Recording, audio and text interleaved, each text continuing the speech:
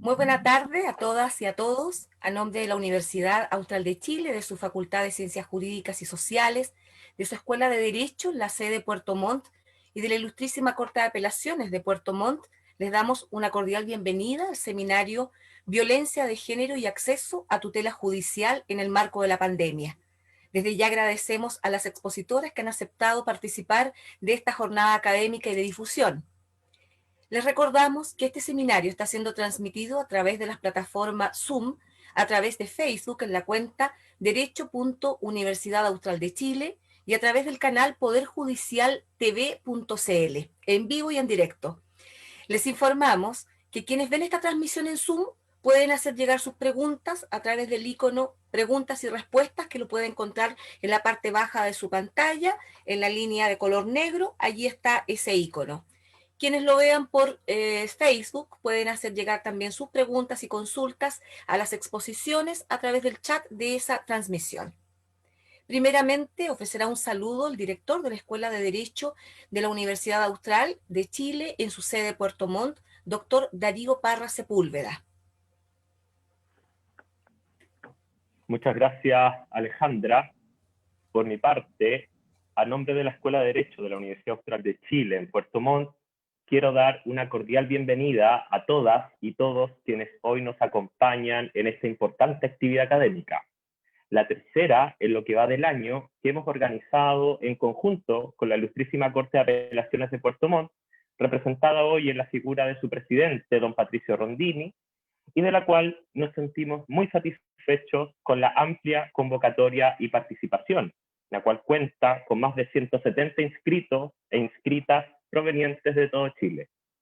Esperamos que el 2021 sea un año donde esta virtuosa unión entre nuestra Escuela de Derecho y el Poder Judicial de la región de los Lagos siga presentando a la comunidad local y nacional estas instancias de legítimo debate de ideas. Por nuestra parte, las puertas de la Escuela de Derecho estarán siempre abiertas para este tipo de iniciativas. También quiero manifestar mi profunda admiración y agradecimiento a las distinguidas conferencistas que han tenido la amabilidad de aceptar nuestra invitación a participar de este seminario. Contamos con un panel de lujo, integrado absolutamente por destacadas profesionales, profesoras y colegas. Apreciadas Yanira, Marcela, Leticia y María Soledad, reciban cada una de ustedes mi sincero y personal reconocimiento.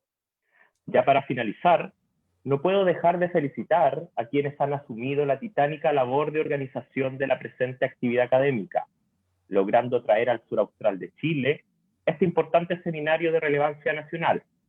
Vaya entonces mi especial reconocimiento a la profesora Pamela Mendoza y al profesor Francisco Almonacid de nuestra sede de Puerto Montt, así como también a las destacadas profesionales que integran la Oficina de Vinculación con el Medio de la Facultad de Ciencias Jurídicas de la Universidad Austral de Chile. Muchas gracias. Gracias, director, por sus palabras. Es un esfuerzo que se hace en conjunto, aún en pandemia, para mantenernos comunicados y seguir discutiendo estos temas de suma relevancia. A continuación, también se dirigirá a nosotros el presidente de la Ilustrísima Corte de Apelaciones de Puerto Montt y académico también de la Escuela de Derecho que tenemos en esa ciudad, don Patricio Rondini Fernández Dávila. Muchas gracias por la presentación. Mis saludos a Darío Parra como director de la Escuela de Derecho de la Universidad Austral en Puerto Montt.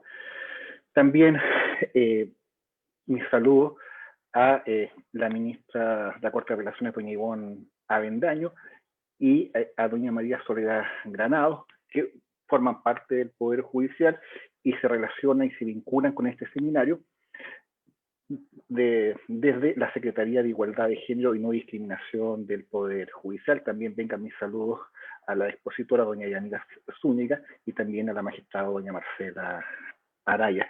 Mis agradecimientos a la Universidad Austral por permitir al Poder Judicial tender puentes y vincularse con la comunidad a través de estos encuentros, que además afortunadamente en lo que va del año no ha sido el primero ni tampoco va a ser el último. Y particularmente resulta interesante poder vincularse académicamente y dar cuenta de qué es lo que está haciendo el Poder Judicial y el trabajo que le ha correspondido realizar en los tiempos difíciles como los que vivimos. Respecto del tema que nos convoca, la violencia de género y el acceso a la tutela judicial efectiva en el marco de la pandemia, lo cierto es que desde siempre la violencia de género y la tutela judicial efectiva ha sido una preocupación constante en el Poder Judicial, pero la pandemia ha puesto a prueba la continuidad del servicio judicial y si bien la crisis ha afectado a todos los judiciables, no a todos lo golpea de la misma forma. Particularmente afectadas han sido las mujeres doblemente, en primer término por la calidad, lo que significa ser mujer en un país como el nuestro, y en segundo término porque el encierro ha significado tener que compartir eventualmente mayor tiempo y espacio con sus potenciales agresores, se ha perdido la red de apoyo que antes se tenía producto de las cuarentenas, han existido despidos y aquellos que han debido teletrabajar no solamente se ven enfrentados a esta actividad, sino que además a todo lo que significan las labores en el hogar, lo cual dificulta nuevamente o doblemente el quehacer de las mujeres. En este sentido, ha habido un esfuerzo del Poder Judicial por mantener los canales abiertos de comunicación con las víctimas y darle la protección que éstas requieren. De ello podrán dar cuenta nuestros expositores. También es importante en estos tiempos dar cuenta de la gran labor que ha realizado el Poder Judicial con respecto a la retención del 10% del retiro de las AFP, lo cual ha significado un despliegue humano muy grande para poder satisfacer las miles de presentaciones que se fueron absorbiendo los tribunales para poder obtener este pago de las pensiones de alimentos. Esto ha significado redistribuir recursos, destinaciones, comisión de servicios, apoyo a las a los diversos tribunales de familia. A nivel regional podemos dar cuenta que ha sido exitoso este proceso con un alto o con el más alto número de porcentaje de pago de esta retención a nivel nacional. Entonces, dicha esta palabra, me permito entonces no restar más tiempo a los expositores y nuevamente agradecer a todos los asistentes y espero que les sea provechoso. Muchas gracias. Muchas gracias, magistrado, por sus palabras. Dejo entonces con ustedes a la académica de la Escuela de Derecho de nuestra sede de Puerto Montt y directora de la Escuela de Graduados de nuestra facultad, doctora Leticia Morales, quien moderará este seminario y quien presentará a las expositoras. Profesora. Muchas gracias, Alejandra. Buenas tardes a todas las personas que nos acompañan en este interesante seminario que nos reúne hoy para conversar sobre violencia de género y acceso a la tutela judicial en el marco de la pandemia. Es un gran gusto dar apertura a este panel de expertas integrado por Marcela Araya, Yanira Zúñiga y María Soledad Granados. En primer lugar, escucharemos la presentación de Marcela Araya, quien es abogada, magíster en Derecho Penal y Procesal Penal por la Universidad Austral de Chile y doctora en Derecho por la Universidad de Girona, España. Además, es jueza de garantía de Puerto Montt y profesora de la Escuela de Derecho de la Universidad Austral de Chile, sede de Puerto Montt. Marcela nos expondrá el día de hoy sobre mujeres, actividad probatoria y acceso a la justicia, para lo cual, Marcela, tienes 20 minutos. Gracias, Leticia. Buenas tardes a todos y todas. Muchas gracias por la invitación y voy a compartir pantalla para los efectos de mi exposición.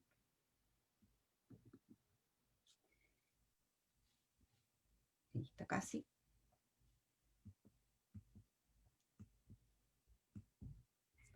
Gracias.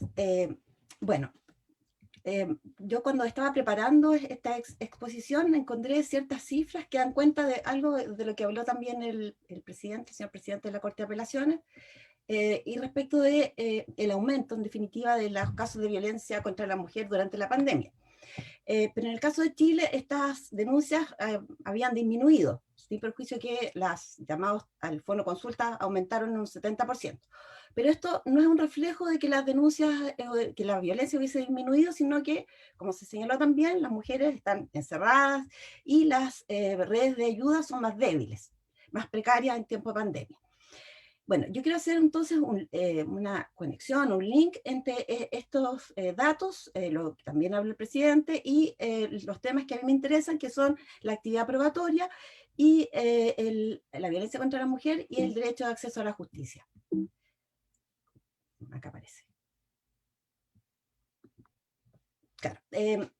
Y quiero partir por indicar que el derecho de acceso a la justicia puede ser conceptualizado como un derecho humano y debe ser entendido como la posibilidad que tiene toda persona, independiente de su condición económica o de otra naturaleza, de acudir al sistema previsto por el Estado para dar solución a los conflictos jurídicos y la vindicación de los derechos protegidos de los cuales es titular. Eso está contenido en el cuaderno de buenas prácticas de la Secretaría de Género de la Corte Suprema. Antonio Cansado ha señalado muy gráficamente que este es el derecho al derecho. Y este derecho, el acceso a la justicia, es crucial para las personas que se encuentran en situación de vulnerabilidad, como en el caso de las mujeres. Constituye una forma de vehicular el control sobre el poder político y administrativo y el comportamiento o las conductas de quienes detentan mayor poder en la sociedad, y nosotros sabemos que es el género masculino. Por otra parte, y sin embargo, la posibilidad de acceder a la justicia y utilizar las instituciones legales se encuentra distribuida de manera desigual en la sociedad y en los géneros. Se ha señalado que la falta de acceso a la justicia representa paradigmáticamente uno de los mayores obstáculos documentados del derecho a vivir una vida libre de violencia. Ahora, este derecho a que hago referencia, que es el derecho de acceso a la justicia, se ha señalado que es un derecho pluridimensional, un derecho amplio, y que en él son reconocibles tres dimensiones: una preprocesal, una procesal y una etapa de ejecución. Para los efectos de lo que yo quiero relevar hoy día, me voy a detener en las dos primeras. La dimensión procesal implica que las personas tienen que tener un conocimiento efectivo de las vías institucionales para resolver sus problemas de relevancia jurídica y poder acceder a ellas en pie de igualdad. Y esto quisiera relevar que no solo involucra al Poder Judicial, sino también a la policía, a la fiscalía, a la defensoría, a las corporaciones de asistencia judicial, entre otros. Y requiere que estas entidades actúen con una mirada de género. Esto quiere decir que se centren en las particularidades y singularidades de la persona, de la mujer que requiere esta asistencia. De no hacerlo, implica que se perpetúa la desigualdad, la discriminación, y esto también, lo que me interesa relevar, tiene un impacto en la actividad probatoria. Son innumerables los casos que grafican la discriminación de la mujer y la afectación, por ende, del derecho de acceso a la justicia. Hay casos relevantes en la jurisprudencia de la Corte Interamericana de Derechos Humanos, como el caso Campo Algodonero, que es muy conocido, Velázquez Pais y otros versus Guatemala, pero me quiero detener en el de María Isabel Beli Franco y otros versus Guatemala. Grosso modo, es una joven de 15 años que fue desaparecida y luego fue encontrada muerta, y frente a la denuncia, a su madre se le decía que su hija era una prostituta, se burlaban de ella, y se hizo alusión, la llamaban la loca los técnicos encargados de la investigación. Decían que la habían asesinado por una infidelidad a su novio. Se interrogó a la madre respecto de su vinculación con Marero, uso de drogas, etc. Bueno, y además, entre el día en que se hizo la denuncia por la madre, aportando antecedentes o teniendo la madre antecedentes para abrir líneas de investigación, y entre el día que la encontraron muerta pasaron 4 o 5 días y la policía, los agentes encargados de la investigación, no hicieron absolutamente nada. Bueno, la Corte dice que respecto a este caso, y reitera que la ineficacia frente a casos individuales, ineficacia judicial frente a casos individuales de violencia contra las mujeres, propicia un ambiente de impunidad y facilita y promueve la repetición de hechos de violencia en general, y envía un mensaje erróneo a la comunidad, así como que la violencia contra la mujer no fuera importante, no fuera aceptada y tolerada, lo que favorece su perpetuación y la aceptación social del fenómeno, el sentimiento y sensación de inseguridad en las mujeres, así como una persistente desconfianza de esta en el sistema de administración de justicia.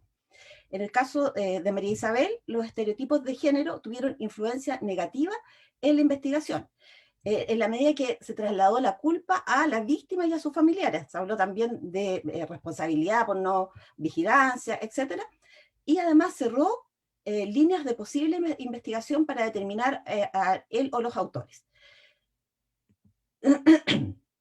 Perdón.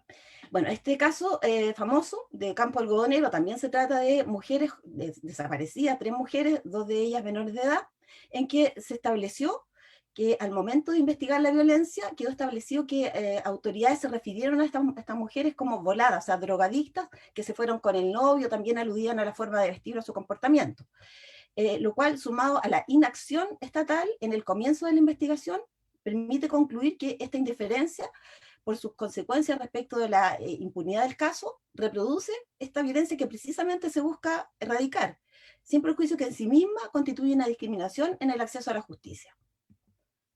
Bueno, desde la perspectiva de la actividad probatoria, el derecho de acceso a la justicia impone a los encargados de la persecución penal en estas etapas primarias o preprocesales que actúen con la debida diligencia. Esto es, la recolección oportuna de evidencia para efectos de su conservación, que actúen también libres de sesgos y estereotipos de género, con miras a procurar prueba de la mayor calidad epistémica, siempre pensando que esta prueba puede servir en un juicio oral. Considerar prueba de contexto, que en otros delitos no sería relevante, pero en estos sí, donde existen dificultades probatorias que le son inherentes. Bueno, la segunda dimensión es la dimensión procesal de esta garantía de acceso a la justicia.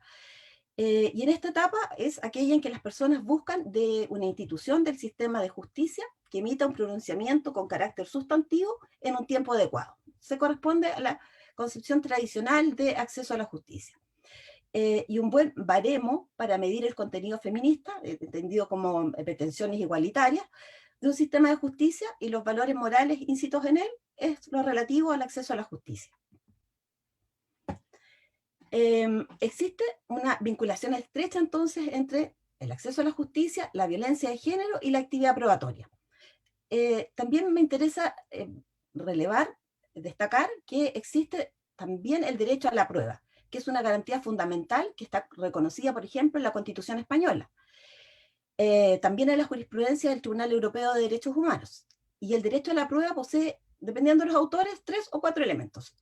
Algunos estiman que forma parte del derecho a la prueba el derecho a la admisión de la prueba, que las partes puedan presentar todos los medios de prueba que estimen pertinentes para acreditar sus pretensiones. El segundo elemento es el derecho a que la prueba sea practicada, que es la consecuencia de la anterior. El tercero es el derecho a obtener la valoración de la prueba. Y en nuestro sistema, en que rige la sana crítica racional, el derecho es obtener una valoración racional de la prueba. Y algunos agregan un cuarto elemento, que es el derecho a obtener una decisión o una resolución suficiente y expresamente justificada. En los sistemas de sana crítica racional como el nuestro, la valoración de la prueba se despliega a través del método de corroboración de hipótesis, que para los efectos de establecer relaciones lógicas de corroboración entre los elementos de prueba, las evidencias, los elementos de juicio y las conclusiones sobre la prueba, se sirve necesariamente como regla de conexión de generalizaciones empíricas, máximas de experiencia y conocimientos científicos. Bueno, es en esta fase de la actividad probatoria y también en esta dimensión del derecho de acceso a la justicia, donde se produce una gran cantidad de discriminación, conductas discriminatorias hacia las mujeres, porque se solapan, se disfrazan como máximas de experiencia, meros prejuicios o preconcepciones de naturaleza patriarcal, que son en el fondo falsas máximas de experiencia sin contenido epistémico, sin solidez estadística. Y por ello el recurso o la utilización de estereotipos de género irradia sus efectos tanto al derecho a la prueba como la garantía de acceso a la justicia. Porque es el derecho, este derecho a la valoración implica que la prueba sea valorada racionalmente. Esto significa que si nosotros en el razonamiento introducimos estereotipos de género, introducimos elementos de irracionalidad, el retorno a la íntima convicción, al subjetivismo, y en el fondo ello constituye un campo fértil donde puedan desplegarse estos estereotipos o sesgos de género. Yo traje acá dos ejemplos de estereotipos de género. Uno célebre, pero bastante antiguo, del Tribunal Supremo Español, del año 90, en que este alto tribunal confirmó sin reparos el pronunciamiento de la Audiencia Provincial de Lérida, que sancionó a un jefe que abusó de su empleada, diciendo que la joven trabajadora de 17 años pudo provocar, si acaso inocentemente, al empresario por su vestimenta, y lo condenó a una multa. Nosotros podremos decir, bueno, esto es antiguo, es del año 90, hemos avanzado en el reconocimiento de los derechos humanos a las mujeres. No obstante ello, está este otro caso, que es del mes pasado, me parece, en Perú, en que dicen en las redes sociales que fue un fallo, pero fue una resolución que ordenó el archivo de una causa, una violación de una mujer joven de 20 años, en que el tribunal colegiado se sustentó en los siguientes argumentos. Resulta extraño que la supuesta personalidad que presenta la víctima, tímida, no guarde relación con la prenda íntima que utilizó el día de los hechos, pues por la máxima experiencia, este tipo de atuendo interior femenino suele usarse en ocasiones especiales, para momentos de intimidad, por lo que conlleva a inferir que la agraviada se había preparado o estaba dispuesta a mantener relaciones sexuales con el imputado. Y acá nosotros podemos apreciar un razonamiento probatorio que parte de elementos de juicio y llega a una conclusión, pero la inferencia se sustenta en una pseudo máxima de experiencia que en el fondo es una concepción patriarcal de cómo deben ser las mujeres. Las mujeres no deben usar, si no quieren sexo, ropa interior de encaje rojo o otro tipo de atuendo similar. También resulta particularmente interesante el caso de Linda López Soto y otras contra Venezuela, pronunciamiento de la Corte Interamericana de Derechos Humanos. Bueno, se trata de una mujer joven de 18 años que fue secuestrada por su pareja, la tuvo 4 meses secuestrada, fue objeto de torturas tremendas, agresiones sexuales, mutilaciones, etc. Y bueno, el imputado fue condenado, fue individualizado, condenado por su secuestro, la tortura, la mutilación, salvo por la violación. Y dijo la Corte que las decisiones basadas en creencias preconcebidas y mitos en lugar de hechos fue lo que llevó en este caso a desacreditar la relación de hechos de la víctima al exigir que se corroborara por otras pruebas, violando con ello convenciones internacionales. Y recordó que una garantía para el acceso de la justicia a las mujeres víctimas de violencia sexual debe ser la previsión de reglas para la valoración de la prueba que evite afirmaciones, insinuaciones y alusiones estereotipadas. Bueno, hay que recalcar y grabárselo a fuego. No existe una víctima prototípica, no existe una víctima ideal, que parece que en ciertos razonamientos es lo que se espera. Las personas y las mujeres reaccionan de formas tan disímiles como seres humanos existen. Dijimos también que este derecho a la prueba, esta garantía reconocida, también comprende la exigencia de una motivación explícita y justificada. Es el cuarto elemento del derecho a la prueba. También está contenido en la Constitución española, y en Chile puede ser deducido de la prescripción de la arbitrariedad y el debido proceso. A nivel legal está detallado en el artículo 342, letra C, del Código Procesal Penal. Esta norma impone altos niveles de exigencia para entender que una motivación es completa, en un sistema racional de valoración como es el nuestro. Y se ha señalado que para los efectos de entender la existencia de una motivación completa, el itinerario del juez de los hechos para declarar probado las proposiciones fácticas debe necesariamente pasar por determinar de qué hecho se trata, esto es la enumeración, señalar cuál es su contenido, pero con ello no es suficiente, además tiene que dar cuenta la motivación de cómo se relaciona las pruebas con el hecho a probar. De no hacerlo, no se satisface estas altas exigencias que se establecen en los sistemas racionales de valoración y se puede producir lo que Igartua denomina salto al vacío. Como por ejemplo, si se señala que se ha exhibido un video de la víctima, mujer, y el imputado, que llegan juntos a un bar, se les ve compartiendo alegremente bebidas alcohólicas, bailando tal vez, hay testigos que dicen que los vieron dándose besos, la víctima registraba cierta cantidad de alcohol en su sangre, y con esto el juez o jueza de los hechos concluye que el acceso carnal fue consentido. Se observa acá claramente este salto al vacío, porque no hay una regla, una máxima de experiencia o conocimiento científico que permita pasar, o al menos no está explicitado, de los elementos de juicio a la conclusión de que el acceso carnal fue consentido.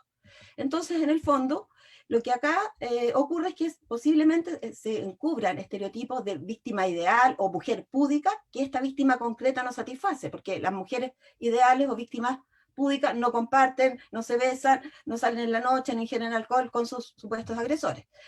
Entonces, si no se exigiera al juez de los hechos cumplir con los requerimientos de un razonamiento probatorio exhaustivo y hacerlo público en la sentencia, impediría dar cuenta de esta incorrecta valoración que en el fondo encubre estereotipos o sesgos de género. La vía para dar cuenta de esta incorrección entre nosotros es el recurso de nulidad. Y ello me lleva a señalar que uno de los componentes del derecho de acceso a la justicia es el derecho a un recurso eficaz. Y este recurso eficaz solo se puede poner en marcha si existe una valoración racional completa.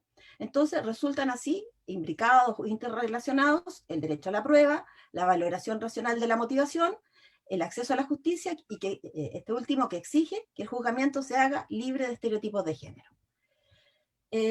Si la motivación no explicita las inferencias utilizadas, no se cumple este cuarto elemento del derecho a la prueba. Afecta entonces el acceso a la justicia de la mujer víctima, si no se le explica por qué no se le cree, por qué se creyó a la contraparte, por qué el juez o jueza ha pasado de los elementos de juicio a la conclusión sin que ellos se expresen un diálogo intersubjetivo que permita el control a través del recurso de nulidad.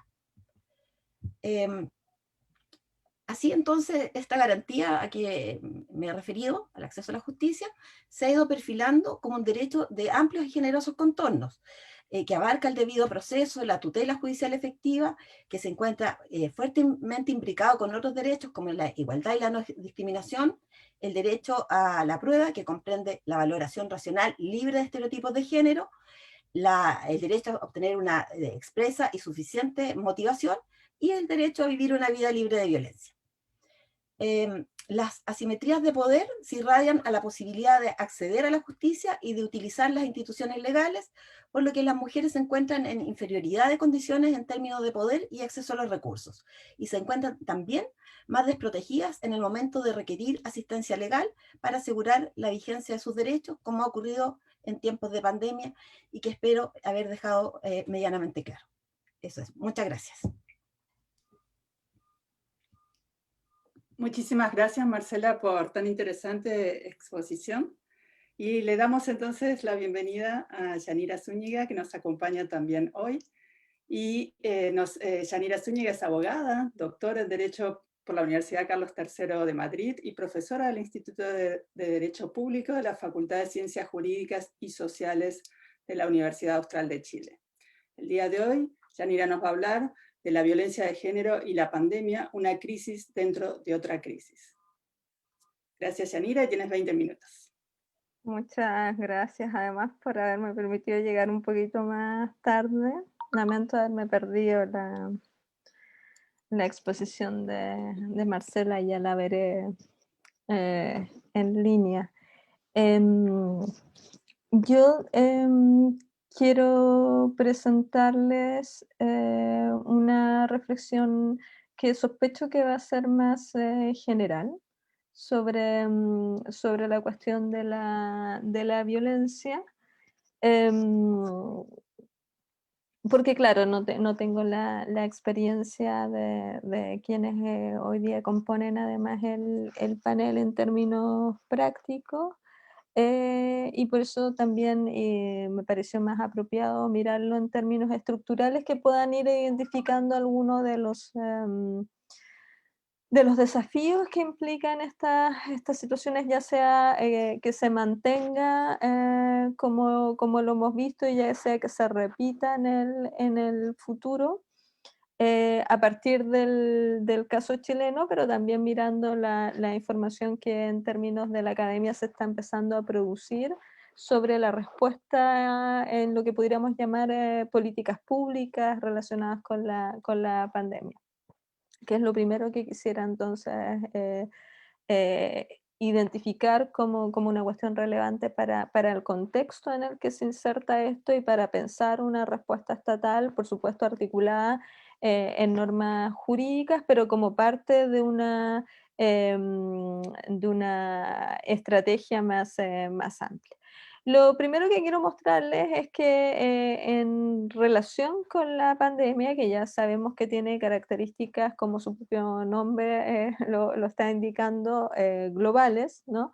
Em, no ha habido una presencia importante de una respuesta estatal que identifique problemas de género, aunque sean problemas previsibles, como el caso que estamos comentando esta tarde, que es el caso de la violencia. No había ninguna razón para no pensar o para asumir una tesis como la que se ha asumido a propósito de la revuelta social, algo así como no lo vimos venir o no lo podíamos ver venir, ¿no?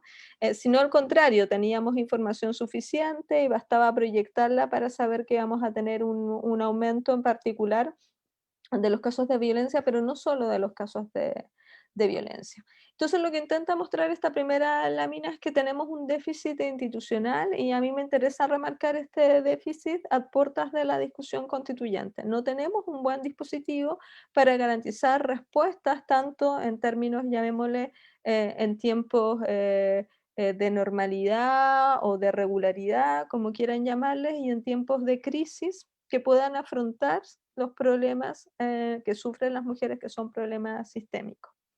Tanto porque esas políticas no se hacen cargo de las cuestiones de género, ni siquiera las identifican, cuanto porque normalmente se construyen desde una perspectiva que disminuye las posibilidades de que sean evocados los problemas de género. Por ejemplo, en el caso, es una foto antigua, porque no he encontrado una más nueva, de la composición del comité que se formó para adoptar estas políticas. Uno observa la composición, no solo porque sea una composición masculina, sino porque es una composición que está asociada a otros ejes, no aparecía, luego se incorporó más tardíamente la ministra de la Mujer y de Equidad de Género. Y entonces, claro, el resultado que tenemos es el resultado también de una institucionalidad que no está bien pensada para ser capaz de asumir los desafíos que esto implica para más del 50% de la población.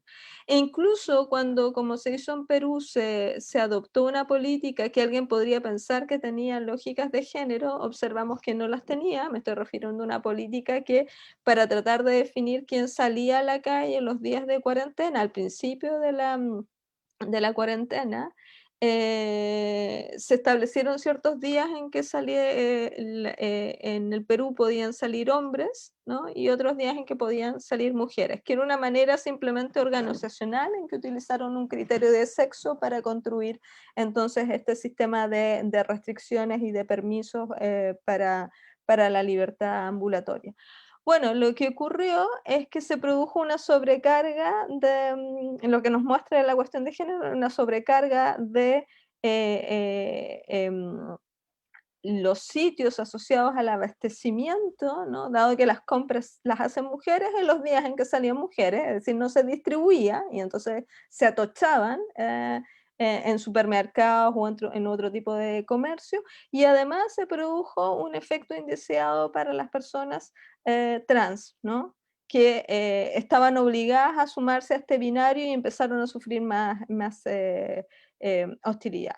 Resultado de todo esto es que la política duró muy poco, se tuvo que cambiar inmediatamente, pero nos muestra el ejemplo que le estoy trayendo a colación, cómo efectivamente lo que hay es una incapacidad sistemática de la institucionalidad, no solo en Chile, sino me atrevería a decir en el mundo, de ofrecer buenas respuestas en estos casos, a pesar de que eh, agencias internacionales hace tiempo que vienen poniendo el foco sobre cómo en distintas crisis, terremotos, por supuesto tsunamis luego, o en otros crisis derivadas, por ejemplo, de tensiones internas o de uso de la fuerza, se producen normalmente aumentos de los distintos fenómenos de discriminación y vulnerabilidad que sufren las mujeres. Y entonces, ¿cuáles son las zonas de impacto diferenciado de impacto de género? Perdón, ahí se produjo una redundancia, que han identificado agencias, las que pude revisar de distinta mandato en términos tanto económicos como políticos, como ligados a la violencia y la salud, coinciden en que las áreas son salud en términos generales, que es un sector además muy feminizado desde el punto de vista de quienes prestan la asistencia de salud, que en su mayoría son mujeres, la familia, por las cuestiones del cuidado y cómo se afectan, la sobrecarga que sabemos que están teniendo las mujeres, em, producto de también el enclaustramiento, el empleo, la pérdida significativa con un retroceso de décadas en el caso chileno, la cifra de inserción que ya era baja para la inserción laboral femenina en América Latina. Y la violencia, que aparece ahí destacada, que es la cuestión que nos importa aquí o que es el foco de atención de esta actividad. Mi punto es que la violencia se encuentra, voy a pasar esto rápido y luego vuelvo atrás, la violencia se encuentra en una relación de conexión con las otras dimensiones, es decir, uno tiende a pensar la violencia como si fuera una expresión en algún sentido aislada y a veces casual, ¿no? Relacionada simplemente con las interacciones que se dan en ciertos planos, sobre todo en el plano doméstico, pero lo cierto es que las teorías feministas hace tiempo que vienen trabajando para describir la violencia de género con teorías que se acuñaron a fines de la década del 70 por otro tipo de pensamientos y que convergieron con las preocupaciones feministas y que pusieron de relieve la existencia de violencias que tienen carácter estructural, es decir, que reposan sobre ciertos entresijos sociales que las alimentan, las estabilizan y muchas veces la acrecientan. Y lo que hemos visto en las crisis es que esos otros factores, ¿no? Por ejemplo, la precarización económica, las mujeres han perdido más trabajo, han dejado de buscar trabajo, ¿por qué no buscan trabajo? Porque deben cuidar, ¿por qué? Porque hay impedimento para salir, entonces no hay escuelas, ¿no? No hay redes de cuidado, las salas cunas también están funcionando de manera precaria. Todo eso ha generado entonces un aumento de la precarización femenina que se traduce en mayores cifras de violencia. Se produce más conflictividad en el seno de las familias, el enclaustramiento produce aislamiento. Las mujeres tampoco pueden salirse de esos círculos de violencia porque están precarizadas económicamente. Muchas de las razones por las que las mujeres no rompen, sobre todo cuando hay ya núcleos constituidos e hijos e hijas de por medio, esas relaciones de violencia tienen que ver con factores de carácter económico. Entonces, lo que tenemos enfrente es una especie de como se suele describir a veces, con la idea de una tormenta perfecta, donde todo confluye para ir acrecentando esas cifras de violencia. Y a eso se suman problemas de acceso a la justicia, que seguramente ya han referido o referirán mis compañeras, en términos de ralentizamiento también del dispositivo que tiene problemas, tiene brechas el dispositivo para capturarlo, sabemos, las denuncias de violencia y para atenderlas, para producir una reacción, tanto en términos punitivos que pudieran ser disuasivos como en términos cautelares simplemente. Bueno, esos dispositivos están también, sabemos, funcionando o han estado funcionando, a pesar de que han habido esfuerzos, como vamos a ver, de una manera ralentizada. Y eso entonces está generando un aumento en todos los sitios, no solo en Chile, un aumento muy explosivo de las cifras de violencia, aún a sabiendas de que esas cifras no son cifras confiables, es decir, de que probablemente las cifras sumergidas no las vamos a conocer con certeza. Y además hay un área, ¿no?, de la violencia o de las violencias, sería más apropiado hablar de las violencias, que también ha estado especialmente afectada por la vía de una concentración de todos los esfuerzos en la promoción y en la focalización de los recursos hacia la lucha contra la COVID, que es la cuestión del acceso a prestaciones de salud procreativa y de salud sexual, ¿no?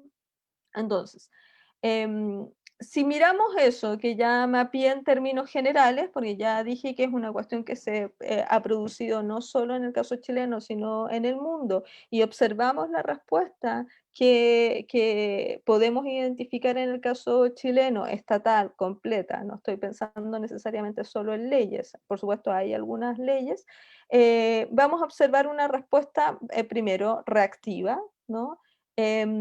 Parcelada y deficitaria en términos de sus resultados. Ha habido una concentración, que son los cuadros que tienen en naranja, en los dispositivos de captura de la denuncia, ¿no?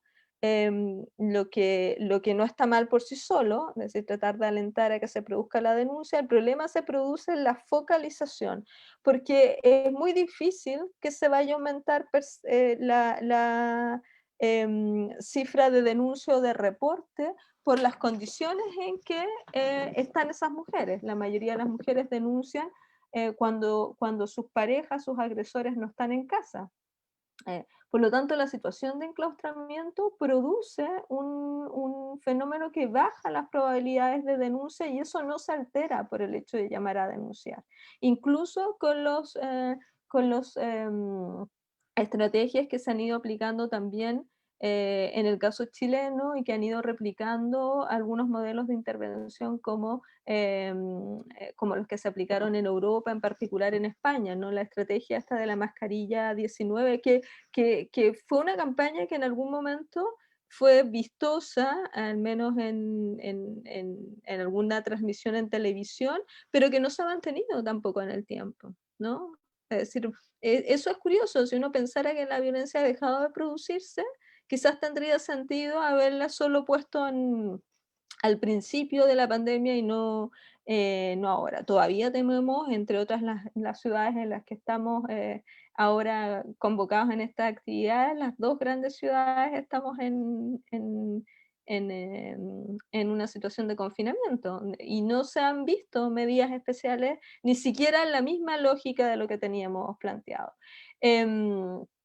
Me refiero al plan de contingencia de atención, protección y reparación ante los efectos del coronavirus, que es un plan que planteó el Ministerio de la Mujer, que tiene varios pasos. Yo no he podido saber exactamente cómo se están cumpliendo en la práctica, porque hay algunas cuestiones que en el papel parecen interesantes, pero tengo mis dudas de si realmente hubo un aumento de la dotación de recursos, por ejemplo, a casas de acogida u otras fórmulas que permitan algo que el sistema chileno tiene como déficit crónico, que es la posibilidad de enfrentar la violencia con acciones que no se enfoquen solamente en lo punitivo y que permitan transferencia de recursos y empoderamiento económico de las mujeres para permitir salir de esos círculos, ¿no? Para darle mejores posibilidades entonces de denunciar y de hacer una vida distinta fuera de esas lógicas.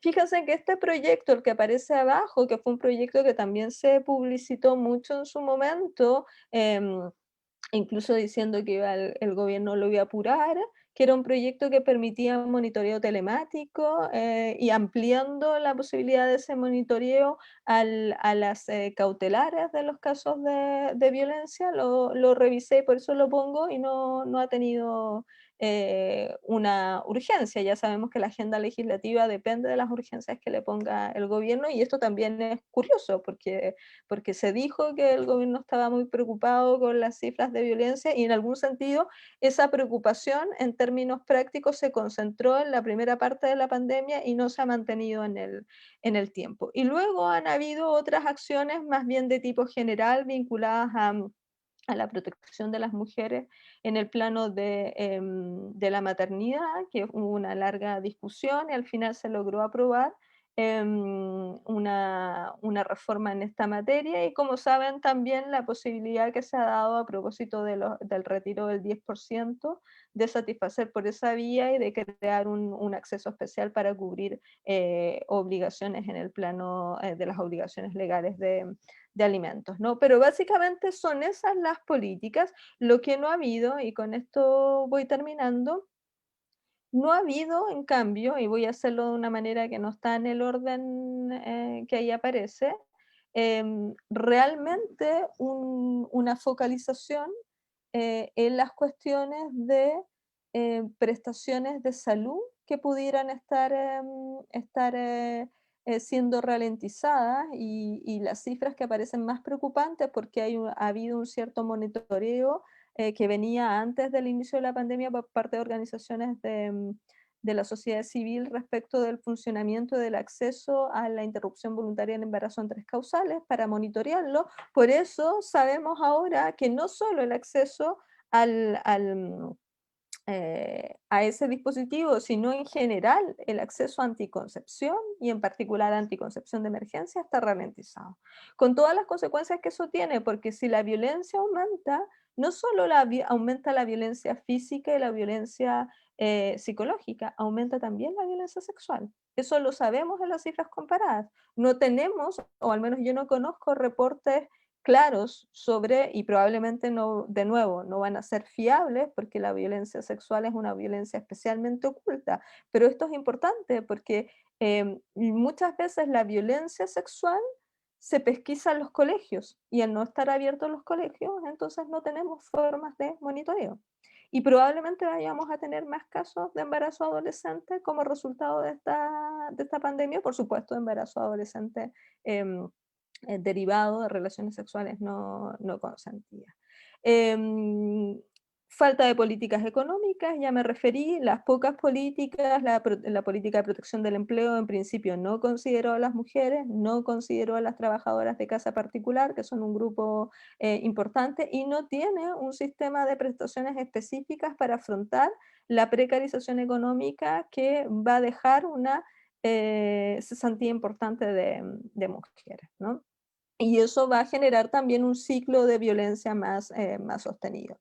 Y por último, para terminar con lo que aparece ahí en primer lugar, por supuesto que desde el punto de vista de la violencia doméstica en particular, todo el sistema de distanciamiento social que se ha planteado como la gran estrategia sanitaria, y esa era la razón por la que ponía la lámina al principio, voy a recuperarla. Lo que nos muestra esa estrategia es claramente un impacto diferenciado de género mucho mayor para las mujeres, porque esa estrategia de distanciamiento social es la que termina también enervando las posibilidades de que se produzca una mayor denuncia por las razones que ya mencioné. Se pierden las redes de apoyo, se evita también que muchas veces los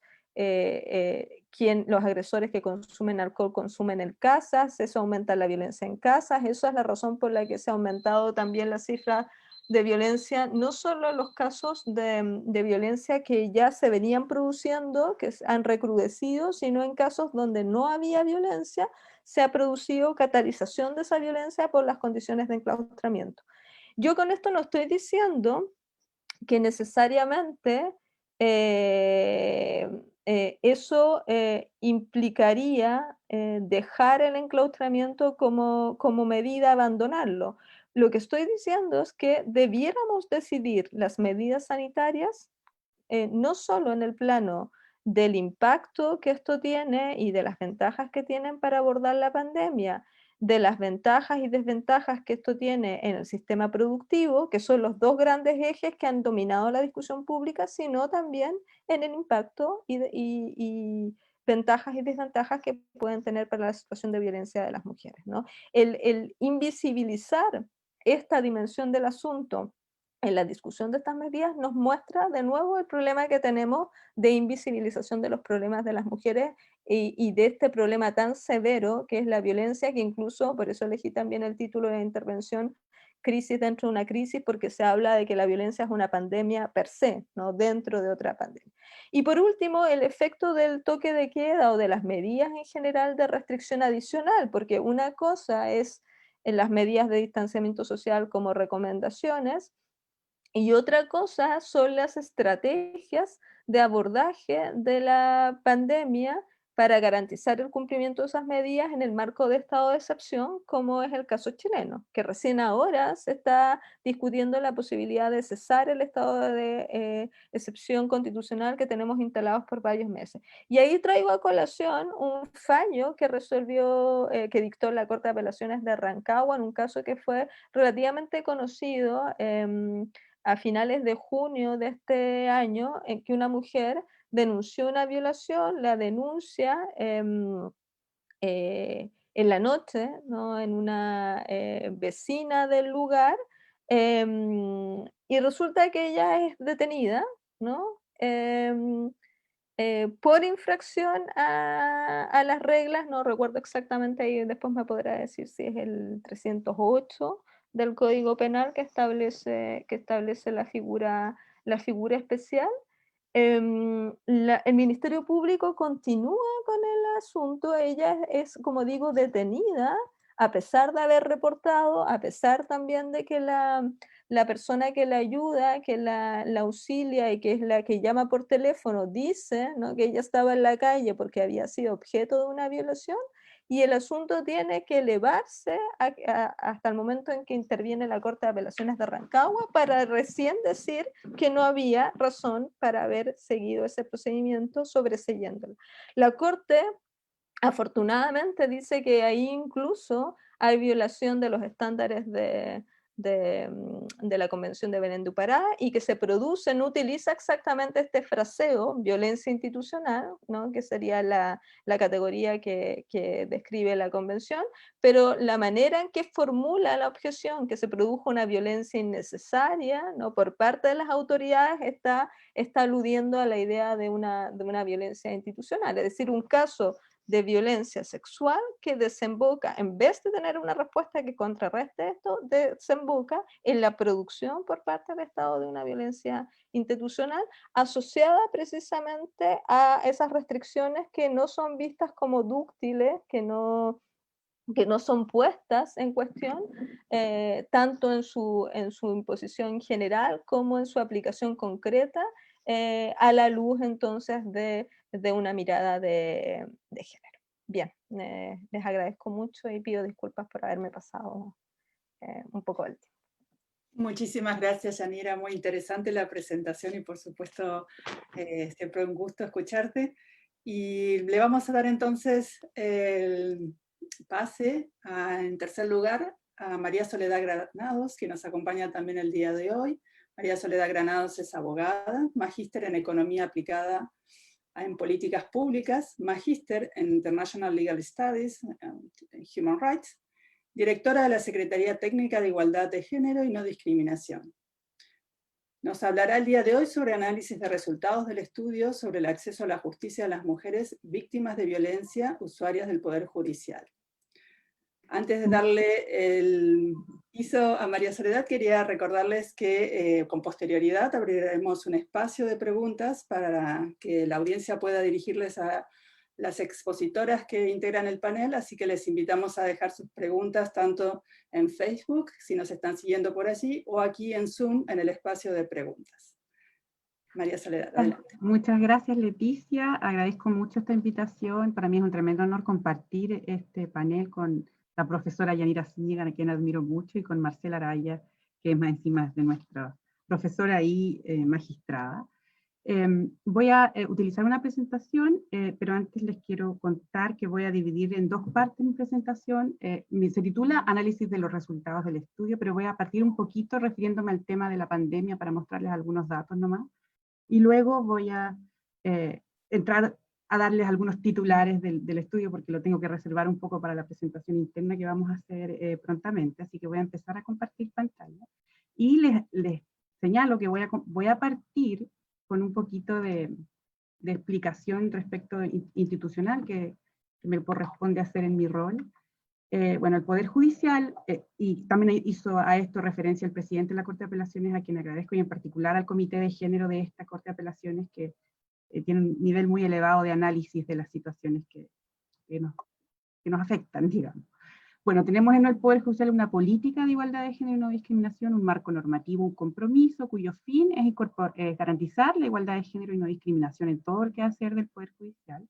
Y esta política, que no voy a describir, tiene principios y ejes de trabajo, fue complementada con la aprobación de una institucionalidad en junio de 2019 por el Pleno de la Corte Suprema. Y esta institucionalidad se compone de los siguientes elementos. Tenemos a la ministra encargada de los asuntos de género de la Corte Suprema, a la Secretaría Técnica que yo dirijo, que está formada por 5 profesionales enfocados en transversalizar la perspectiva de género en la institución, y se agrega un Consejo Consultivo de Igualdad de Género y No Discriminación, en donde participan las asociaciones gremiales, representantes de las Cortes de Apelaciones, de la Corporación Administrativa, de la Academia Judicial, como espacio de reflexión para avanzar en este objetivo. Y además se crean comités de género en cada una de las Cortes de Apelaciones, y aquí tenemos la expresión a nivel local, es el Comité de Género de Puerto Montt, donde también participan las asociaciones gremiales, la Corporación Administrativa y la Corte de Apelaciones, y todo esto tiene el objetivo de tener una institucionalidad que nos permita avanzar en nuestro objetivo final, que es uno de nuestros principales desafíos en este momento. Entrando entonces al tema, no voy a reiterar cómo hemos visto un aumento en riesgo de las víctimas de violencia en la crisis sanitaria, y retomar esto que señaló Marcela, de que se produjo un aumento en los llamados o solicitudes de orientación e información y de consulta, el 1455 de Cernamec, el 149 de Carabineros, pero eso no se reflejó en un aumento en las denuncias, sino que en un primer momento cayeron las denuncias formales al sistema de justicia. Si vemos este gráfico, que son solo ingresos a tribunales de familia, causas F en tribunales de familia, que son causas de violencia intrafamiliar, vemos que hubo una baja significativa a partir de la segunda quincena de marzo. Aquí están comparados en azul el año 2019 y en naranjo el año 2020. A partir de la segunda quincena de marzo, no se nota ahí porque es mensual, pero bajó casi en un 40% el ingreso. En abril eso, comparando el mes completo, un 35,5%, y de ahí empezó a subir. Y esto yo lo revisé hace poco, entonces ahora ahí me fijé que ya en agosto ya se normalizó. Siempre había una variación porcentual entre los años de hasta un 3%, y eso ya es normal versus el año. Entonces, esto, y estamos hablando solo de cifras de denuncias formales, no de la cifra escondida o la que no se denuncia. Y esto, nosotros nos enfrentamos a esta realidad como institución, y en atención a ello pensamos qué es lo que podemos hacer. Primero, ¿por qué se produjo esta baja? Por muchas razones ligadas a las medidas del elemento social, pero también quisimos preguntarnos qué es lo que había sucedido en el Poder Judicial que determinó esto. Y una de las cosas que evidenciamos es que, por ejemplo, muchos tribunales cerraron, otros cambiaron su forma de atención. En un primer momento hubo mucha incertidumbre, entonces lo que la Corte Suprema resolvió hacer fueron varias cosas, pero quiero destacar que al menos a nivel normativo de la Corte Suprema se mantuvo la preocupación expresa por las personas en condición de vulnerabilidad, entre ellas las mujeres víctimas de violencia intrafamiliar y de género, y en el Acta 53 que regula el funcionamiento del Poder Judicial en la pandemia hay artículos específicos que llaman a las unidades jurisdiccionales de todo el país a poner una especial atención en estas personas, y se emitió un protocolo de recepción de denuncias en cumplimiento a una de estas normas del acta. Además, esto a nivel normativo de la Corte Suprema, pero además los tribunales en todas las jurisdicciones empezaron a idear métodos para poder ejercer el servicio de justicia, particularmente en estos casos, respetando las medidas de aislamiento social por la crisis. Bueno, el protocolo al que hice referencia se enfoca, como señaló la profesora Yanira Zúñiga, en la denuncia, en facilitar la denuncia, y establece, esto solo lo voy a mencionar, garantizar este acceso a los mecanismos de denuncia, o sea, mantener en funcionamiento los canales existentes. Esto implicó en algunos tribunales mantener un servicio de atención presencial, establecer alguna forma que permitiera a las personas que accedían a los tribunales plantear sus denuncias, y fundamental para la seguridad y protección de las mujeres, el fortalecimiento de la coordinación interinstitucional. Esto ahora lo voy a evaluar un poco a raíz de los resultados del estudio. Hubieron otras líneas de actuación. Con esto termino esta parte y ya comienzo en lo que tiene que ver con los resultados del estudio, pero quise señalarlo porque un gran resultado de lo que sucedió con el acceso a la justicia, en particular el acceso al poder judicial en la pandemia, en el caso de la violencia contra las mujeres, en el fondo se exacerbaron los problemas de acceso que teníamos previamente, porque se sumaron mucho más elementos. Como decía la profesora Zúñiga, fue una tormenta perfecta, y en su manifestación, en lo que a esta institución compete, se exacerbaron los problemas que teníamos previamente. Y este estudio, que se llama Acceso a la Justicia de las Mujeres Víctimas de Violencia, nosotros lo comenzamos a desarrollar en pleno estallido social, en octubre de 2019, y terminamos antes de la pandemia. O sea, de alguna manera, este estudio nos cuenta cuáles son los problemas que previamente teníamos para acceder a la justicia, y que, como señalo, en la pandemia se han visto exacerbados. Entonces, ahora entrando desde ya al estudio, el objetivo de este estudio era describir y analizar cómo los juzgados que tienen competencias en materias penales y de familia garantizan el acceso a la justicia de las mujeres víctimas de violencia intrafamiliar y delitos sexuales. Las mujeres víctimas de violencia que denuncian pasan por una serie de instituciones: Carabineros, PDI, Ministerio Público, el Poder Judicial. Nosotros queríamos mirarnos como institución y ver cómo como institución lo estábamos haciendo. Fue un estudio que desarrolló una empresa externa a través de licitación pública, y un equipo multidisciplinario compuesto por abogadas y sociólogas. La jefa de proyectos fue la académica Marcela Ae. La metodología que utilizamos fue cuantitativa y cualitativa: encuestas, análisis de causas, entrevistas a actores intervinientes, grupos focales y, algo muy interesante, observación no participante en tribunales. Visitamos 5 jurisdicciones, entre ellas Puerto Montt. Estuvimos ahí personalmente, estuve ahí en varios tribunales. Se analizaron 29 tribunales, en ellos hizo observación no participante, además de grupos focales con personas de ahí, y se analizaron 384 causas, donde se tenía acceso a la sentencia y a los audios. Todo esto, por supuesto, respetando acuerdos de confidencialidad y con anonimización, que es lo que tuvimos que establecer. Y se hizo una encuesta que fue respondida por 2.194 personas. Este estudio utiliza como marco teórico el acceso a la justicia, porque va en su título. Ya la profesora Marcela Araya lo explicó, yo solo lo voy a referenciar, para indicarles que los resultados fueron expuestos por la empresa consultora a partir de las barreras que se pudieron identificar. Ni siquiera me voy a cansar en esto para que tengamos más tiempo. Y ahora, para revisar los resultados, lo primero que les voy a decir es que el estudio ya se encuentra publicado. Ahí está el QR en nuestra página web de la Secretaría de Género, después lo puedo poner en el chat. Y nosotros, como Poder Judicial, para conmemorar el Día Internacional de la Eliminación de la Violencia contra las Mujeres, vamos a hacer un seminario exclusivo para integrantes de nuestra institución, donde queremos darles a conocer estos resultados, tener un espacio de reflexión, un poco devolverles lo que recogimos, para que reflexionemos en conjunto respecto de qué podemos mejorar ahora, qué podemos mejorar. Un poco llamar a mirarnos bastante en relación a lo que estamos haciendo para garantizar el acceso a la justicia y la protección de las mujeres víctimas de violencia. Esta es una ficha que les quise traer, que trae un testimonio de uno de los grupos focales que dice así: la dignidad se respeta con cosas tan fáciles como que no esté escuchando todo el mundo lo que ella está diciendo, porque son cosas personales, a veces íntimas. Ese testimonio fue recogido en un focus group de judicatura. Luego este afiche un poco señala que el 30% de las personas integrantes de los tribunales de familia sostienen que una víctima de violencia intrafamiliar cuenta su historia 3 o más veces en su tribunal. Esto haciéndoles consultas en la encuesta. Y luego invitamos, que es el objetivo de la actividad a la que quiero señalar, un poco recogiendo las recomendaciones de la consultora, que son las cosas que podríamos mejorar, a las que voy a volver al final. Entonces, lo primero que reitero, les voy a contar algunos hallazgos, porque me tengo que reservar de alguna manera la exposición para nuestros funcionarios internos. Quiero comentarles algunos que me parecen muy interesantes. Está publicado, lo pueden revisar ahí, así que me voy a tomar esta posibilidad. Y, como les decía, los hallazgos están expuestos en lo que es necesario mejorar, visto desde ese punto de vista. Y hay que reconocer un contexto en que hay limitantes, ¿ah? Para que se entiendan estos aspectos.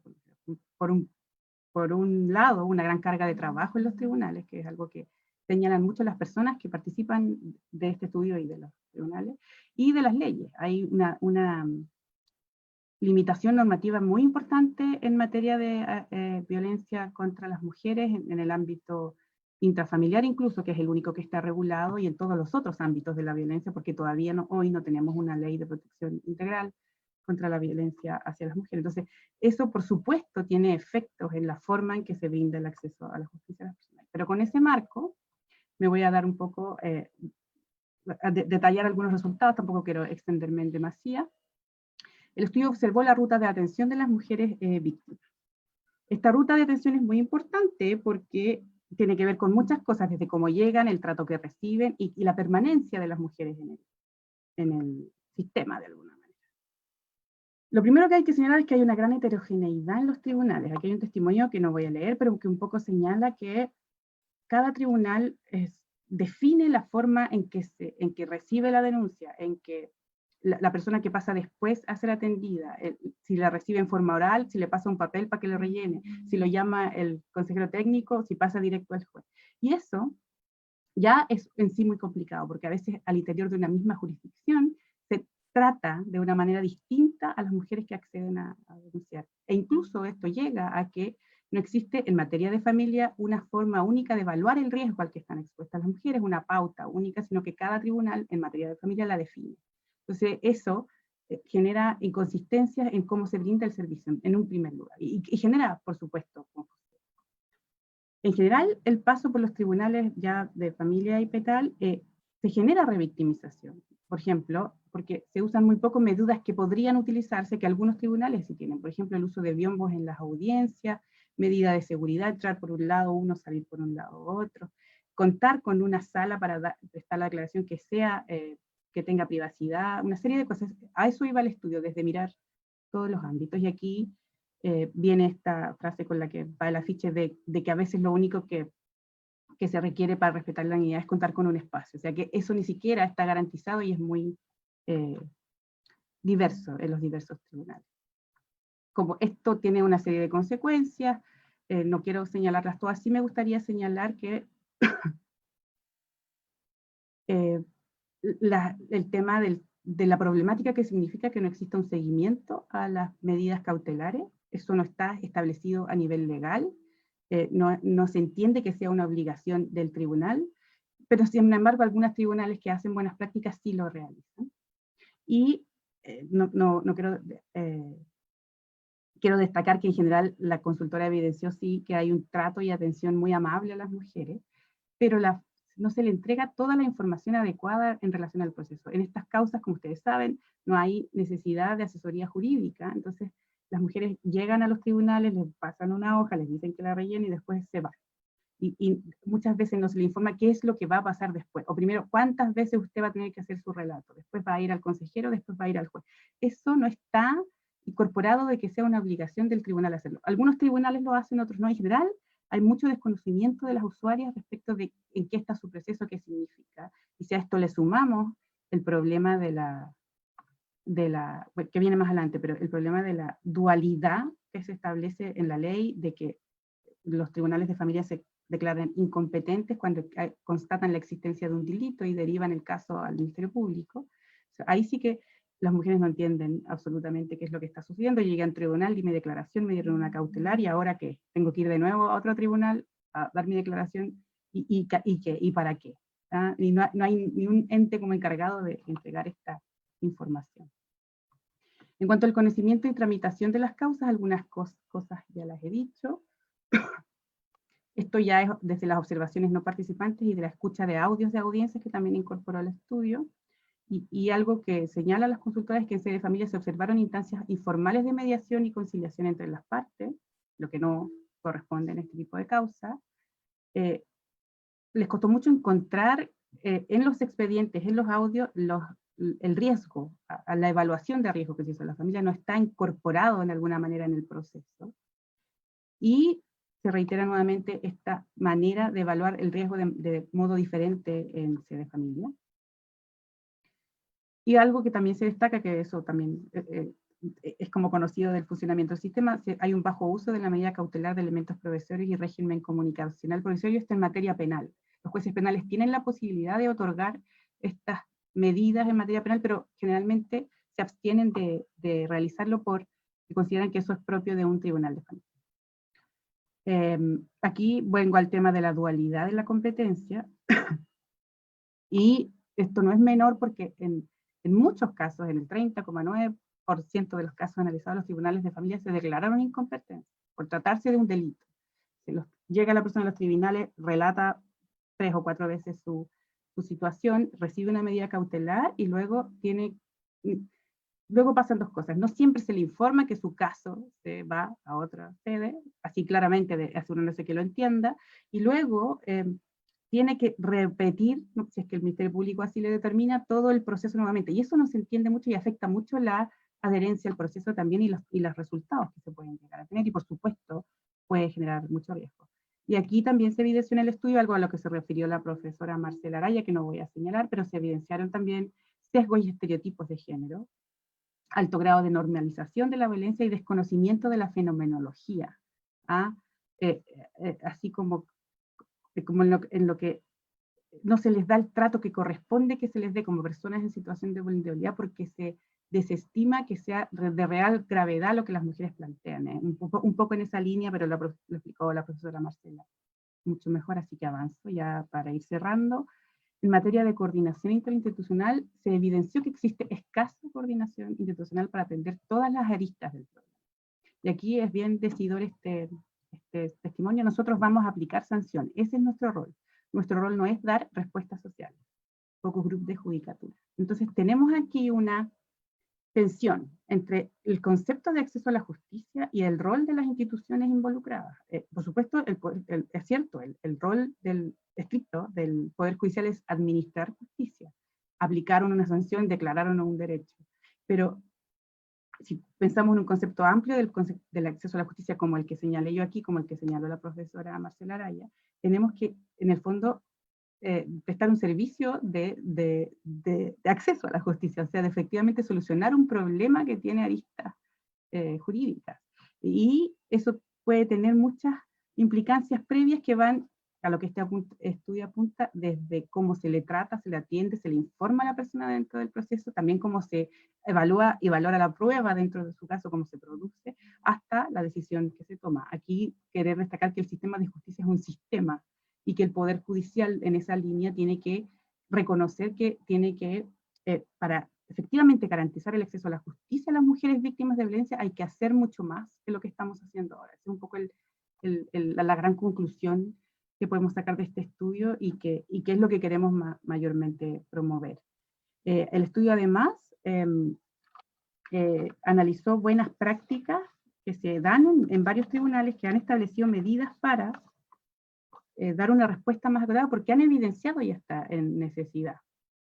Son las experiencias de los juzgados de garantía de Iquique y del primer juzgado de garantía de Santiago. En Iquique, por ejemplo, establecieron toda una infraestructura, desde señalética para llegar al tribunal, ingresos por lugares distintos, se establecieron biombos en los tribunales, y hay una programación especial, digamos, o preferente de audiencias solo en casos de violencia intrafamiliar y también en violencia de género, que tienen estas 2 posibilidades. Hay una sala especializada, se han realizado capacitaciones y su convenio como con toda la red de justicia, que es súper importante la coordinación en estos casos. No vamos a ahondar en eso, pero eso es así. Y el primer juzgado de garantía de Santiago, que tiene una experiencia muy antigua de más de 10 años en esta materia, impulsada precisamente por jueces y juezas y el comité de jueces, y han establecido todo un modelo de gestión para abordar estas causas, particularmente darles una atención preferente, un agendamiento específico en días específicos, y hacen además un seguimiento a la suspensión condicional de procedimiento cuando se produce, tienen convenios con el Ministerio Público y la Defensoría, y hay un fiscal y una defensora especializada que están atendiendo este tipo de causas, entonces funciona mucho mejor y cumplen los estándares de buenas prácticas, que es un poco lo que queríamos evidenciar. Y además lo que realizan es fácilmente replicable en otros tribunales sin necesidad de modificación legal, además. Entonces, esto podría mejorar mucho la experiencia de las mujeres. Y aquí con esto ya termino, fue un barniz, ya, eso es a lo que me comprometí, que les digo. Por lo que les señalé previamente, el estudio está publicado, les invito a analizarlo, y la invitación que queremos hacer a las personas que están aquí en este momento, que son de nuestra institución y del sistema de justicia en general, es a mirar cómo lo estamos haciendo, a ver los espacios que tenemos para mejorar. Es posible que le demos un mejor servicio a las mujeres víctimas de violencia, pero por supuesto, aquí se ha hablado de cuestiones mucho más grandes, más generales, la situación de la violencia en pandemia, la valoración de la prueba. Yo creo que son cuestiones todas muy importantes, pero en lo que compete al ámbito particular de cada uno de los integrantes del Poder Judicial y de la institución, todavía tenemos mucho que mejorar y tenemos que poder reconocer que es necesario que avancemos en esa línea, y ese es como nuestro principal objetivo. Así que les agradezco, espero no haber hablado tanto, porque finalmente me sucede, pero... Muchísimas gracias, María Soledad. Perfecto el tiempo y muy estimulante la presentación.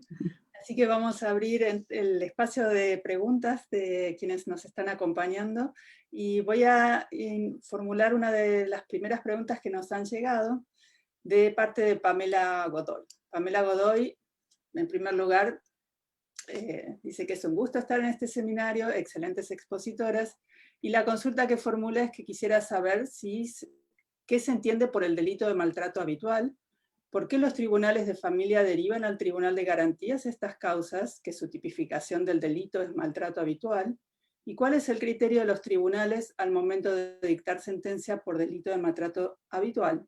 Si alguna de las expositoras tiene conocimiento respecto de algún tribunal que ha fallado respecto de este delito. Como ven, es una pregunta compuesta, y Marcela ya se ha ofrecido para responder. Adelante, Marcela. Sí, bueno, el delito de maltrato habitual es un delito, para comenzar, de muy difícil prueba. Y lo que sucede cuando lo remite el Tribunal de Familia, normalmente eso ocurría antes porque se exigía la declaración de habitualidad para que se remitiera y se pudiera proceder penalmente en Fiscalía investigando y en el Tribunal conociendo posteriormente. Se eliminó ese requisito y ahora se puede hacer la denuncia directamente. Es un delito bastante complejo porque implica un ejercicio permanente de violencia psíquica y física, pero que no constituya estos eventos propiamente delito, porque si no se persiguen por la vía de las lesiones o el delito que corresponda. Entonces, yo recojo acá que en general la violencia física no se despliega en una serie de actos diferenciados unos de otros, cada uno constitutivo de delito, sino que es un continuum de distintas formas de que se ejerce violencia. Eso por una parte, y por la otra, nunca deja de existir este agresor, el hombre que ejerce violencia. Por eso también lo conecto con la utilización habitual que se hacía del ciclo de la violencia, representando a este hombre violento como con un problema de control de impulsos, como si su único problema fuera de control de impulsos. Y fuera de estos casos de que no puede controlar el impulso, es una persona que no ejerce violencia, pero esto no es así. Es un ambiente en general de violencia sistemático en el tiempo. Se explica ahora entonces este fenómeno aludiendo a la rueda de poder o de control, rueda de Durut, que el agresor no deja de ser violento, y normalmente es una persona adecuada, no tiene problemas con sus pares, no tiene problemas de control de impulsos con sus pares en la oficina, con su jefe, con sus amigos. Entonces es un tema estructural, entender que la violencia respecto a la mujer es una forma legítima de solucionar el problema. Y digo que ustedes ya habrán apreciado que es complejo de probar, porque ¿cómo se prueba estos ambientes, estos episodios que se suceden en el tiempo a través de actos puntuales? Y yo creo que acá, para acreditar este tipo de delitos, hay que necesariamente imprimir una mirada de género, o sea, tratar de buscar pruebas donde normalmente no se buscan, como por ejemplo más allá de la afectación de la mujer y más allá de la afectación física, psicológica, la que pueda haber sufrido también los otros miembros del grupo familiar, los hijos, atenciones psiquiátricas, psicológicas, porque la violencia, si bien se ejerce contra la mujer, eventualmente solo contra ella, es un ambiente que perjudica a todo el núcleo familiar. Eso por una parte. Y creo que era eso que preguntaba, no sé si me quedó algo fuera del tintero. Si había conocimiento respecto de que algún tribunal hubiese fallado respecto a este delito. Sí, bueno, hay fallos, no son tantos, pero sí hay fallos acogiendo y condenando por este delito. Las penas son bastante menores. Y otra cosa que me faltó decir, claro, lo último que quería decir es que se contempla este delito en la ley 20.066, que es una ley de violencia intrafamiliar, que trata conjuntamente la violencia de género con la violencia ejercida respecto de otros miembros del grupo familiar, por ejemplo, hermanos entre sí, suegro contra el yerno, y acá hay un claro ejemplo de una norma supuestamente neutra que se realiza por este legislador que es un legislador asexuado, neutral, etcétera, que no es capaz de diferenciar el impacto de la norma en los distintos casos, por ejemplo, la violencia de género, que es un fenómeno absolutamente distinto al que se puede producir entre otros miembros del grupo familiar. Eso solamente quería decir. Gracias. Gracias. Les formulo la siguiente pregunta. Quería agregar una cosita. Sí, por supuesto.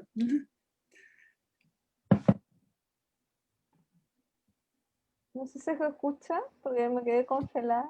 Sí, se escucha. Sí. A propósito del delito, además suscribo todo lo que dijo Marcela. Solo quería observar que hay, además de los problemas probatorios, hay problemas dogmáticos en la manera en que se comprende el delito y cómo se traspasa a la propia calificación, ¿no? Por ejemplo, ¿qué es lo que entendemos por habitualidad? ¿Cómo nos representamos la idea de habitualidad? ¿Cómo lo interpretamos? Y la misma noción de violencia, y esto en relación con lo que decía también en María Soledad, ¿no? Tenemos una manera de entender la violencia en la que solemos restringir el concepto de violencia a ciertas manifestaciones, ¿no? A pesar de que la ley permite configurarlo por vía de manifestaciones psicológicas, es usual entre los y las operadoras que se tienda a adoptar un concepto más social de violencia, donde todavía se lo enfoca a la violencia con resultados físicos. Entonces ahí hay varios problemas que se entrecruzan, y no es un delito que haya recibido tampoco demasiada atención de la dogmática penal, en el sentido de tratarlo de adecuar a las obligaciones que tiene Chile de represión. Y es curioso porque el delito se planteaba como una forma de superar una visión restrictiva de la violencia, y ha mantenido en algún sentido esa visión restrictiva de la violencia. Gracias, Yanira. Una pregunta para María Soledad, de Ayuda Jurídica, y pregunta o señala que hay un problema porque al derivar a Fiscalía, el tribunal no tiene la obligación de fijar alimentos ni relación directa y regular, y deja en la indefensión a la mujer. ¿Cómo se puede solucionar este tema? Me parece que se refiere a esta dualidad que hay entre que un tribunal de familia se declara incompetente porque considera que existe un delito y deriva al Ministerio Público. Ahí igual hay que hacer una precisión: el tribunal puede decretar medidas, el tribunal de familia lo hace con más facilidad que un tribunal penal, y no creo que sea el caso de que si se lo solicita no se hagan en particular. Pero aquí después hay otra pregunta que se refiere a esta dualidad, así que lo planteo igual.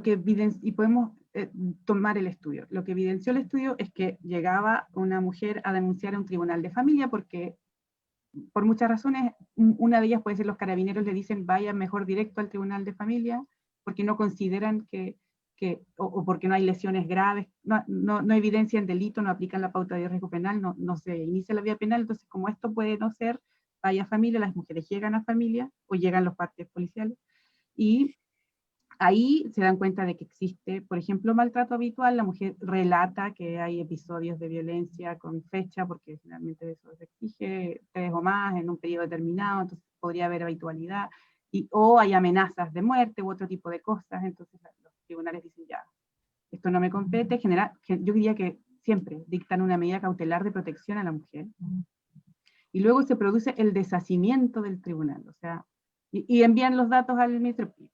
Entonces el tribunal no queda como con el caso ahí, como con la obligación de hacer este seguimiento, de saber si efectivamente se está o no cumpliendo la medida cautelar y de saber si efectivamente esto llegó al Ministerio Público, no solo se envió el oficio, sino que efectivamente llegó y si algo se va a hacer, si va a renovar o no la cautelar, etc. Y luego el Ministerio Público hace una evaluación del caso también y determina si inicia o no un caso penal y luego ya lo determina y luego inicia el caso penal el tribunal y ahí citan a la mujer y entre medio pasa mucho tiempo. Estamos hablando de un delito, estamos hablando de una situación mucho más grave que otro tipo de situaciones de violencia intrafamiliar que sí se ven en los tribunales y la mujer de alguna manera queda a la deriva en esta situación. Eso en términos de una pregunta que señala qué es lo que se puede mejorar a nivel legislativo, eso hay que mejorar. Yo no sé si no tengo una respuesta y creo, la verdad, es que no se justifica en términos de ingresos de causas y de uso de recursos del Estado crear tribunales especializados de violencia de género o de violencia intrafamiliar como existen en algunos países, y de hecho creo que si se crearan, se crearían en Santiago, Concepción y Valparaíso, y no pasaría en el resto de las jurisdicciones, entonces tampoco sería eficiente. Pero sí hay que resolver que no puede quedar nadie con control de lo que está sucediendo en esta situación de riesgo grave en que está una persona. Puede no ser el Poder Judicial, puede ser otra entidad creada específicamente para dar apoyo a las mujeres víctimas de violencia y hacerle seguimiento a sus casos, pero ahí tenemos un problema bien serio que no tenía una respuesta muy clara. O sea, por un lado, como decía la profesora Zúñiga, se buscó visibilizar que la violencia de género es un delito, es un problema, es una afectación grave a los derechos de las personas, es discriminación, es gravísima. Y eso simbólicamente se establece en la elaboración de un delito, pero la ejecución es mucho, sabemos, tenemos datos, los datos que hace estudio, pero todos lo sabemos, de que es muy importante qué pasa con las mujeres en el proceso. Este estudio no llegó a entrevistar o encuestar mujeres usuarias, sino que se habló con ONGs o a cargo de estos temas por varias razones, revictimización, etc. Pero sí sería muy importante saber qué es lo que a las mujeres les sucede que no participan del proceso o cómo es que se repite. Uno también lo puede referenciar.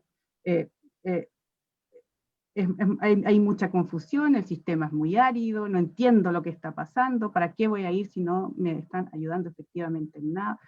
En algunos casos, en otros sí efectivamente me sucede. Entonces, yo creo que ahí hay harto que hacer en el ámbito normativo, además, no es el objetivo principal de mi exposición, pero creo que ahí es algo muy importante que tenemos que mejorar, y no sé, como les digo, la fórmula, tampoco sé si es el Poder Judicial el que tiene que asumirlo. Probablemente se podría crear una fórmula que así lo permitiera, pero en el marco normativo actual lo que nosotros estamos promoviendo es que se haga esta mirada de cómo podríamos avanzar en dar mayor seguridad y protección a las personas que acceden al sistema de justicia. Desplayé, pero creo que di un poco de respuesta a lo que me plantearon. Muchas gracias. ¿Alguien más que quisiera decir algo? Les voy a formular las dos siguientes preguntas y que responda quien quiera, de las expositoras. Constanza Carrillo dice, ¿qué tanto afecta en el proceso o desarrollo del caso de violencia de género que se cambie el tribunal que investiga la denuncia? ¿Qué tanto afecta entonces en el proceso o el desarrollo del caso, un caso de violencia de género, que se cambie el tribunal que investiga la denuncia? Y Jessica Navarrete consulta cuando el agresor sufre algún trastorno mental y por lo tanto señala que sería inimputable, ¿qué se hace en estos casos? ¿Sí respondo? Sí, cómo no, gracias. Sí, la primera no entendí mucho porque dice que tanto afecta al proceso si se cambia a otro tribunal que investiga. Bueno, hay que partir señalando que quien investiga, tratándose de delito, es la fiscalía, que el tribunal no le corresponde, a los fiscales les compete investigar en forma exclusiva los hechos constitutivos de delito. El tribunal tiene otras competencias como conocer de medidas cautelares, los juzgados de garantía, preparar las causas que van a después pasar al tribunal oral y el tribunal realizar el juicio oral respectivo y disponer la absolución o la condena. Ahora, ¿qué tanto cambia si pregunta respecto del criterio de uno u otro fiscal o uno u otro juez, si a la investigación se refiere? Yo creo que es relevante que tanto los órganos encargados de la persecución penal como los tribunales tengan formación en temas de género, que no es una cosa de tener una cierta sensibilidad especial, porque estas son cuestiones técnicas que tienen vinculación estrecha con el desarrollo de los derechos humanos, con estándares internacionales, también es una materia que implica entrar en diálogo con otras disciplinas, sociología, psicología, etc. Entonces, me parece que es un imperativo mínimo para todos quienes participamos en la persecución penal, saber tomarse en serio el tema de género y prepararse adecuadamente. De eso va a depender quién investiga y de eso también va a depender quién juzga, ¿ya? Y la otra pregunta era respecto de si el agresor sufre enajenación mental. Bueno, existe un procedimiento establecido en el Código Procesal Penal respecto de personas inimputables. Esto es materia de conocimiento experto, hay que evacuar informes, servicio médico legal, psiquiatra, y el criterio fundamental es la peligrosidad, para sí o para terceros. Si el agresor es declarado inimputable, hay un procedimiento de aplicación de medidas de seguridad que, dependiendo de la gravedad del ilícito, lo conoce el tribunal oral, o eventualmente, si se trata de delitos de menor entidad, incluso se puede sobreseer la causa. Y la imposición de medidas de seguridad pasan por la internación en establecimientos psiquiátricos, la entrega a familiares que puedan contener, dar tratamiento médico, etc.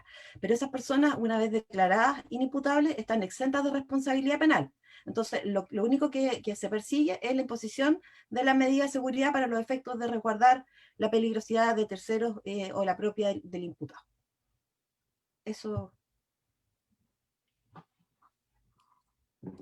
Muchas gracias, Marcela. ¿Alguna de las expositoras quisiera agregar algo?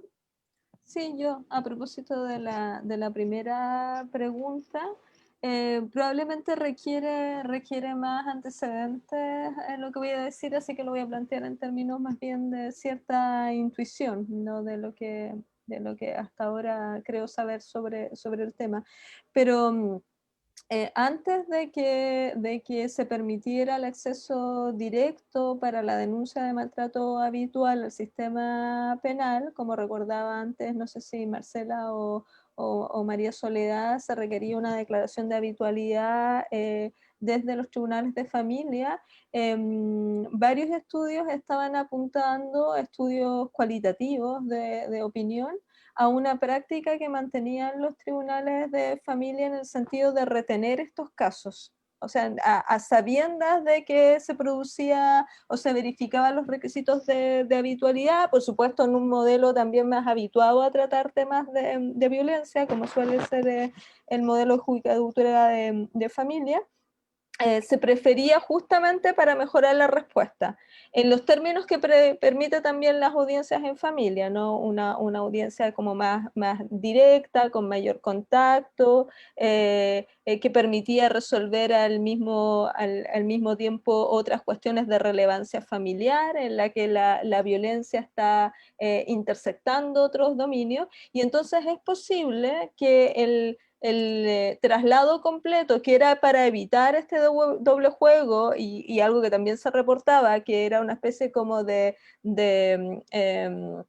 inhibición por ambos lados, que a veces se inhibía también el sistema penal de entrar a conocer, haya producido un cierto déficit en esas otras dimensiones que sí generaban una respuesta que era bien valorada al menos por las intervinientes, muchas juezas de familia, como una respuesta más concreta. Y claro, las lógicas del sistema penal, que son lógicas distintas, ¿no? Donde lo tutelar tiene, yo me atrevería a decir, elementos que a veces son ralentizados por otras consideraciones, lo tutelar a la víctima me refiero, en relación con otros principios del sistema penal, probablemente generan un cambio que es notado por las intervinientes, ¿no? Ahí, como decía María Soledad, habría para tener mayor información que preguntarles a las intervinientes directamente con las consecuencias que puede tener eso respecto de otras cuestiones, pero a mí no me sorprendería que hubiera un problema en ese nivel, como el cambio de lógica y la pérdida de comprensión del sistema global, que no tenemos por qué pedírselo o traspasárselo a las víctimas lo único que esperan es recibir una respuesta, puede estar produciendo un fenómeno también disuasivo en la formulación de las denuncias o en la perseveración en los casos por parte de las víctimas, es decir, aumentando eventualmente fenómenos de retractación. Gracias, Yanira. Hay una pregunta más para María Soledad que nos dice Valeria Rojo. ¿Cuál sería la mejor solución para una dualidad normativa respecto a delitos de violencia intrafamiliar? Me refiero a diferente trato que el sistema le da a actos constitutivos de delitos y los que no, y el problema que genera para las usuarias del sistema. Creo que un poco esto estaba respondiendo yo en la, en la pregunta anterior. Y mi primera respuesta es que no tengo una respuesta concreta, creo que.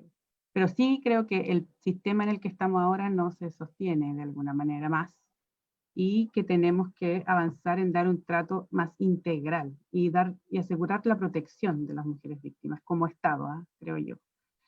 Ahora, es interesante esto que menciona también Yanira de que se retenían los casos para no perderlos de alguna manera, porque en definitiva declararse incompetente en esas situaciones era, hasta aquí llegó mi intervención como tribunal, ya no puedo hacer nada más. Pero ahí, además, en términos de datos, hoy día tampoco existe una vinculación que podamos nosotros saber institucionalmente, ya esta mujer que se fue de familia, que se iba, ¿qué pasó después? ¿Cómo yo hago el círculo y veo que efectivamente le sucedió? Tampoco, ni siquiera están interconectados el sistema de gestión, el CITFA, el CIAC, para saber qué es lo que pasó después. Si ella ingresa al sistema penal, ingresa a una nueva causa, no hay forma de vincular esa información. Entonces, sin duda tenemos ahí un problema como Estado bien grande, y yo creo que es una situación de riesgo muy grande para las mujeres también. Y de nuevo, la forma de resolverlo es que no se pierda esta de alguna manera trazabilidad. Ahora, ¿quién hace esta trazabilidad? Hay otras cuestiones que sí se pueden resolver. Por ejemplo, este tema que también está por ahí en una pregunta de dictar medidas. Quiero igual aclarar que los tribunales de familia y los de garantía, si evidencian una situación de riesgo, van a dictar una medida cautelar de protección. Las que los tribunales penales pueden tener más problemas para dictar son las de alimentos provisorios o de comunicación directa y regular provisoria, porque sienten que no tienen la información necesaria para otorgar esa, aquí nos puede explicar mejor la jueza, pero le falta como información para poder entregar incluso alimentos, pero hay que reconocer que esas situaciones muchas veces generan violencia también, sobre todo en una pareja que es intrafamiliar, que está en un momento en que se están enfrentando judicialmente. Entonces, de alguna manera, resolver esos temas que son las cuestiones como accesorias a la violencia, podrían disminuir los niveles de violencia también que se están produciendo y el riesgo de las mujeres. También podríamos establecer figuras que permitieran, por un lado, que no se pierda esta trazabilidad de la persona, ya sea que el tribunal de familia siga con el seguimiento a la cautelar, o que el tribunal penal la asuma, incluso antes, pero es que es raro jurídicamente, pero incluso antes que se inicie una causa penal.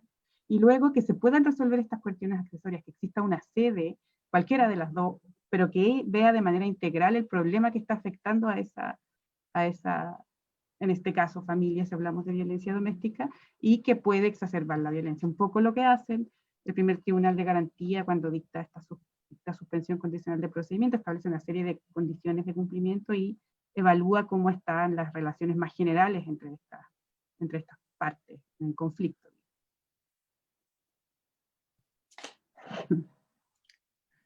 Bien, estamos llegando hacia el final de la actividad y quisiera darles un muy breve turno de final de reflexiones a las expositoras, si quieren agregar algo o solamente despedirse. Marcela. Sí, quiero dar las gracias a la Universidad Austral, al Poder Judicial por esta instancia que me parece extremadamente valiosa. Sirve para que confluyan diversos puntos de vista, lo hemos visto acá en las exposiciones. Las preguntas también fueron interesantes. A mí por lo menos me permite apreciar qué es lo que le interesan a las personas, dónde hay que poner el acento, y me nutro de lo que dijo Yanira, sabiamente como siempre, y los aportes de María Soledad también absolutamente imprescindibles. Así que le doy las gracias por esta oportunidad y ojalá se repitan. Muchas gracias. Yo también... Dale, María Soledad. Tú que eres dueña de casa, yo quiero agradecer esta invitación. Creo que es súper importante que sigamos abordando estas temáticas en un nivel así con la academia, y me parece muy productiva esta vinculación a la que se ha hecho referencia entre la universidad y la Corte de Apelación en particular de Puerto Montt. Creo que es un muy buen espacio para precisamente idear nuevas respuestas que después se puedan vamos generando reflexión para poder ir avanzando por donde se tenga que avanzar, digamos, directamente con operadores y operadoras judiciales que estamos aquí escuchando esto. Entonces yo creo que valoro mucho eso y agradezco nuevamente la invitación y reconozco nuevamente todo el trabajo del Comité de Género y de la Corte de Apelaciones de Puerto Montt. Muchas gracias. Yo en el mismo sentido agradecer, felicitar el espacio a la sede de Puerto Montt de la universidad, y yo creo que también va apuntando hacia un lugar de incidencia en la discusión territorial, discusiones que a veces se dan más en el plano más nacional o más ligado a digamos, los centros de impulso también de las discusiones judiciales que están en el centro del país. Poder deslocalizarlas es siempre una oportunidad, y a mí me pareció súper interesante también el ejercicio que destaca María Soledad de una colaboración. Yo creo que ganamos todas las instituciones y las personas involucradas en este tipo de colaboraciones, así que debiéramos acostumbrarnos a hacerlas más estables. Y eso, muchas gracias al público. Me despido yo también agradeciendo sinceramente a nuestras expositoras, a Marcela Araya, María Soledad Granados y a Yanira Zúñiga por haber compartido con nosotras y nosotros este espacio que ha sido realmente nutritivo, como decía Marcela. Así que muchísimas gracias, y gracias a quienes nos han acompañado también, y le dejo la palabra a Alejandra entonces para el saludo final. Gracias también a las expositoras, nos sumamos a ese agradecimiento que hace nuestra moderadora, porque han tenido, como siempre, exposiciones brillantes. Ha habido mucha audiencia en este seminario, como hemos tenido últimamente también. Aprovecho también de agradecer a la doctora Alicia Morales y aclaro que ella no es la directora de la Escuela de Graduados de nuestra facultad, como lo dije en un inicio, sino que es la nueva directora del programa de doctorado en Derecho de nuestra facultad. Así que rectifico lo dicho en un principio. A nombre de la Facultad de Ciencias Jurídicas y Sociales de la Universidad Austral de Chile, de su Escuela de Derecho, sede de Puerto Montt, y también de la Ilustrísima Corte de Apelaciones de Puerto Montt, les agradecemos su conexión a este seminario, que también ha sido transmitido a través del canal del Poder Judicial. Desde ya les dejamos invitados a los próximos seminarios de nuestra facultad. Tenemos una nutrida agenda, se está acercando fin de año, pero nosotros seguimos sumando actividades. Tenemos el próximo lunes 23 de noviembre la cita a las 17:30 horas con otro seminario del ciclo de formación ciudadana para una nueva democracia, organizada por el Núcleo de Estudios Interdisciplinarios en torno a la desigualdad y derechos humanos de nuestra universidad, la Escuela de Historia y Ciencias Sociales y el Instituto de Historia y Ciencias Sociales de la UACH. Mayor información de esta actividad, el programa y también de las que vienen, siempre en nuestro sitio web www.derecho.watch.cl. Como también les recordamos que el video de esta sesión, de este seminario, va a ser subido prontamente en la videoteca de nuestra página web. Como ya les decía, les deseamos a todos una muy buena tarde. A todas y a todos. Que estén muy bien.